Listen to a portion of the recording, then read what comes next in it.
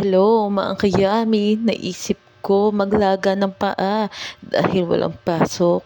Naglaga ako ng paa nang galing Iran. Paa ala boneng. Nilagyan ko ng mainit na tubig.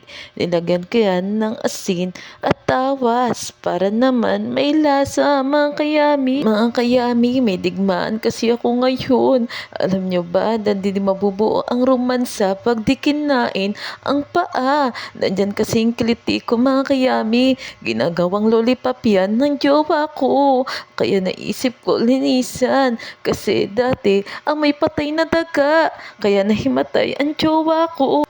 Kaya babawi ako, mga kayami. Nilagyan ko na talaga ng pampalasa. Ay, oo nga pala, mga kayami. Di pala ako pwede ngayon. May red tide pala ako. Paano yan, mga kayami? Madidismaya na naman ang jowa ko. Kaya malamang, mga kayami, hahalikan na lang ako ng jowa ko dahil may red tide ako. Mukha naman akong paa, mga kayami.